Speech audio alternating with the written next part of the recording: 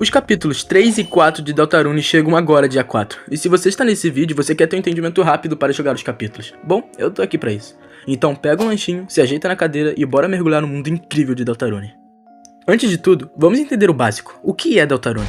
Deltarune é um jogo criado pelo lendário Toby Fox, o mesmo gênio por trás de Undertale. Mas atenção, Deltarune não é uma continuação direta de Undertale, e sim um universo alternativo com personagens parecidos, mas em um contexto totalmente novo. É tipo o Arif da Marvel. Aqui o mundo é dividido entre o mundo da luz, onde tudo é normal e as pessoas vivem suas vidas, e o Dark Road, um mundo misterioso que surge quando uma fonte aparece. O que é uma fonte? Bom, vai ser explicado daqui a pouco. Para entender a história, você precisa conhecer os personagens principais. E bom, em primeiro a gente tem o Chris, o protagonista que a gente controla. Mas será que a gente controla mesmo? Olha, vocês vão entender do que eu tô falando daqui a pouco.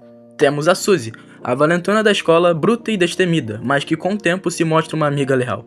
Temos o Ralsei, o príncipe das trevas, e que acredita na profecia dos 3 heróis e quer restaurar o equilíbrio do mundo. Bom, o que aconteceu até agora? Olha, eu vou dar um resumo bem rápido do capítulo 1 e 2, para vocês entenderem bem legal. Então vamos lá, no capítulo 1. No primeiro capítulo a gente é apresentado ao Chris, o nosso protagonista, e a nossa mãe, Toriel, acordando a gente para ir para a escola. A gente também tem um irmão chamado Ezreal, que está na faculdade, e lembre disso, porque isso vai ser bem importante. A gente também vê personagens que se você já jogou Undertale você vai conhecer rapidinho, mas eu não irei mencionar eles porque esse vídeo é só para você ficar ligado para os próximos capítulos. Bom, continuando. A gente chega na escola e entramos na sala de aula, e a nossa professora Alphys recebe a gente falando que temos que fazer dupla com alguém para fazer um trabalho. E acabamos tendo que fazer o trabalho com a Suzy, a valentona da escola. A nossa professora diz que o giz do quadro sumiu, e junto com Suzy a gente vai procurar. E ela comeu giz.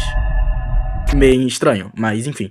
Chegando em um tipo de almoxarifado, lá a gente procura o giz, mas acabamos sendo presos e caindo no além.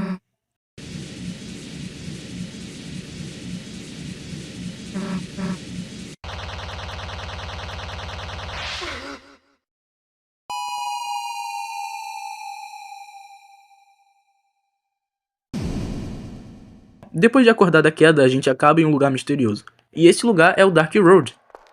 Junto com Suzy, a gente conhece Ralsei, que explica sobre uma profecia.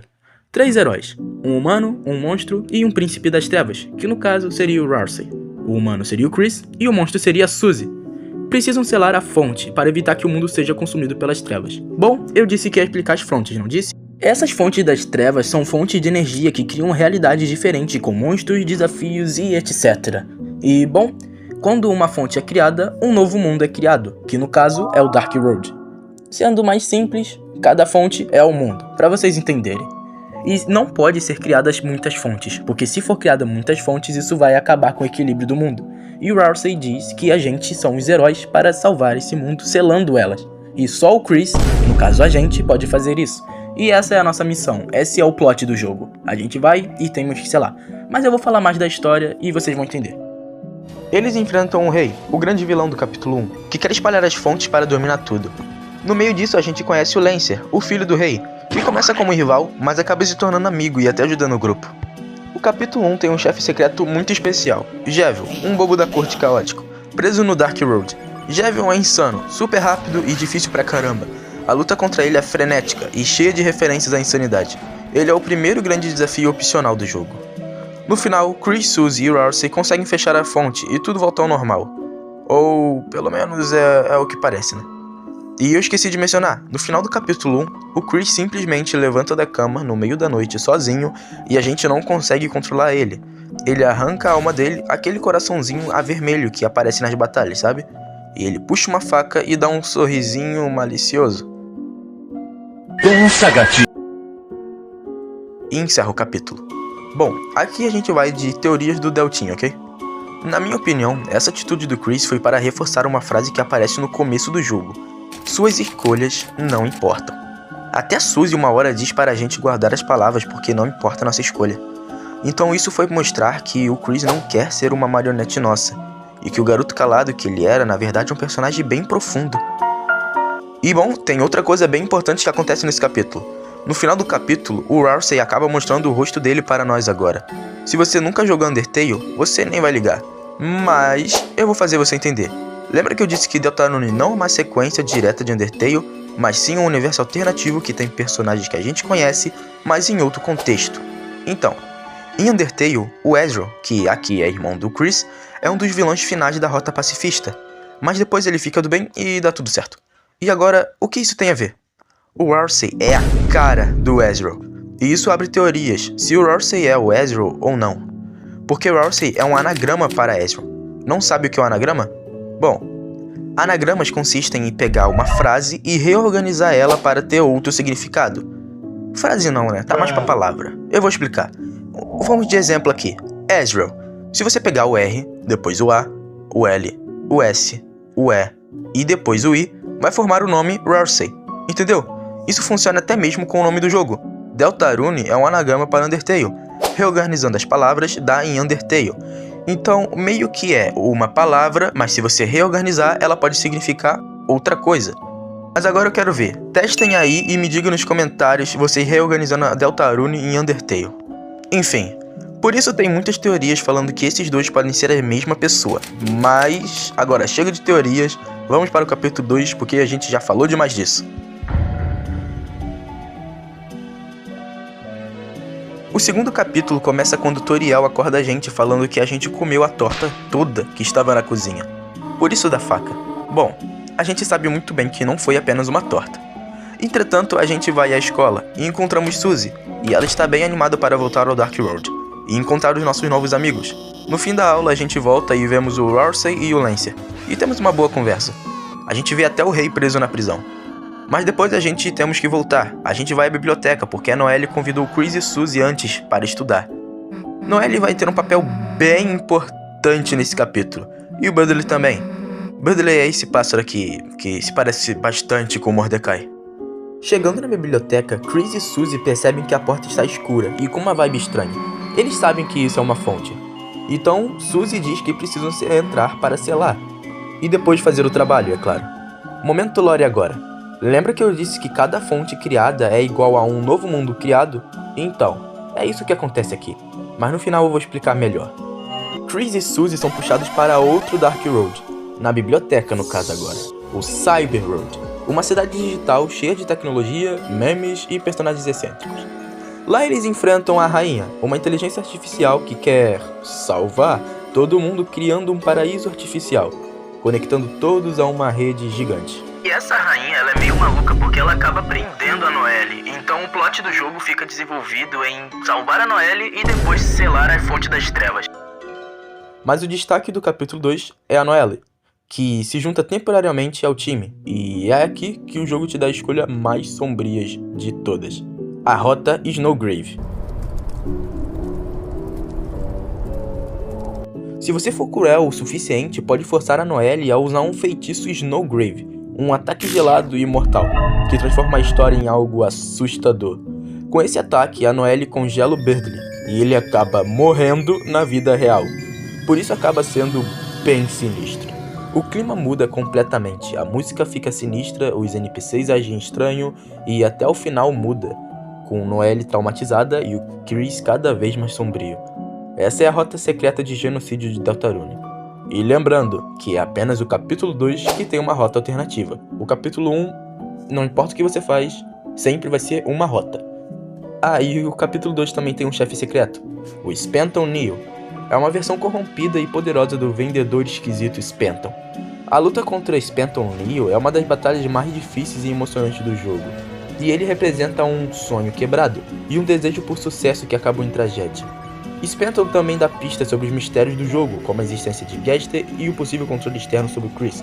Se você não conhece o Gaster, eu acho que eu nem vou mencionar nesse jogo, eu tô falando do vídeo, eu nem vou mencionar ele nesse vídeo, porque eu tô fazendo esse vídeo aqui pra explicar pra pessoas que não têm conhecimento sobre Undertale, então talvez um vídeo futuro sobre ele pode cair. No capítulo 2 também é mencionado que um cavaleiro está abrindo essas fontes. Guardem isso. E também a gente sabe que só pessoas do lado de fora conseguem fazer essas fontes. No caso, são pessoas da luz. Então, vamos guardar essa informação para no final a gente falar sobre isso. Agora vamos falar do final real, do pacifista, sem nenhum genocídio, tá? A gente chega no castelo da rainha e enfrenta ela, com todos os amigos que a gente fez pelo caminho. A gente faz um Megazord e enfrenta ela de um jeito muito maneiro. Mas no final, a gente sela a fonte e vamos todos pra casa, com Berdly vivo dessa vez. Bom, depois disso a gente dá um passeio na cidade com a Suzy, é claro, e a gente vê uns amigos de Undertale, mas infelizmente eu não vou poder falar porque algumas pessoas não devem conhecer.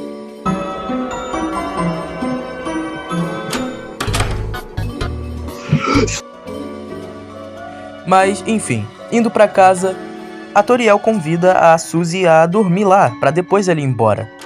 E depois acontece um bagulho bem estranho com o Chris de novo. Chris mais uma vez remove a própria alma e cria uma nova fonte no mundo real, sugerindo que ele, ou talvez algo através dele, está espalhando as fontes propositalmente. Será que ele é o tal cavaleiro? Bom, teorias. Ele com certeza deve ser, porque todas as fontes que foram criadas até agora foram em lugares que o Chris conhecia. Em primeiro lugar, a escola, no almoxarifado. Ali é um lugar que quase ninguém entra, mesmo sendo uma escola com bastante gente, ninguém ia ver ele fazendo isso. E também temos a biblioteca. No final do capítulo 1, ele puxa uma faca, e sabemos que com essa faca ele abre as fontes, por causa do final do capítulo 2 agora. E se no final do capítulo 1 ele foi até a biblioteca e abriu aquela fonte de noite, e depois voltou? Não tem como a gente falar que não é possível, porque ele tirou a alma dele, logo a gente não tinha mais controle. Não deu para a gente ver mais nada depois, só com a Toriel falando que foi em uma torta, mas é claro que não foi. Então, bom, o Chris é o cavaleiro que está abrindo as fontes. Mas agora, por quê? Eu não sei. Bom, essas respostas poderão vir no capítulo 3 e 4 agora. Mas agora, o que a gente sabe sobre os capítulos 3 e 4? Bom, o capítulo 3 a gente sabe o que vai acontecer na casa do Chris, e vamos explorar novos Dark Roads com estéticas mecânicas e únicas. E também tem uma grande possibilidade da gente jogar com a mãe do Chris, a Toriel, porque ela estava ali dentro. E, bom, no final do capítulo 3, o Chris deixa a porta meio aberta. Então também tem a possibilidade de chegar mais alguém dentro da casa, sei lá, buscando informação, ou ver se eles estavam bem, e acabar entrando no novo Dark Road. Eu tô falando Dark Road porque eu não sei o nome desse novo mundo. E a gente pode ter a certeza que o vilão desse novo mundo vai ser a TV com aquele sorriso ali malicioso. As escolhas do jogador, especialmente se você fez derrotas de No Grave, é claro, provavelmente terão impacto. Porque antes a gente só tinha 2 capítulos, e o segundo capítulo foi o primeiro a mostrar essa questão de escolha. E agora que a gente vai ter 4, talvez fazendo a rota de No Grave no capítulo 2 pode alterar o 3 e o 4. Mas é claro que é só especulação. E também o que deve ser mais importante, mais segredos sobre o Chris. Eu não quero mais segredos sobre o Chris, eu quero fatos. O controle externo dele e o verdadeiro papel das fontes devem ser revelados, do porquê que ele tá fazendo isso. A gente quer saber, Chris. Então, bom, é isso. Agora acho que você consegue entender bastante do Deltarune do capítulo 1 e 2 para você jogar o capítulo 3 e 4. Olha, eu admito que eu não fui tão bom para explicar tudo, mas eu acho que eu dei uma esforçada para vocês conseguirem jogar o capítulo 3 e 4. Se curtiu esse vídeo, já deixa o like, se inscreva no canal e ative o sininho para não perder nenhum conteúdo novo sobre Deltarune e outros jogos incríveis. E comenta aqui embaixo qual teoria sobre Deltarune você acha mais insana.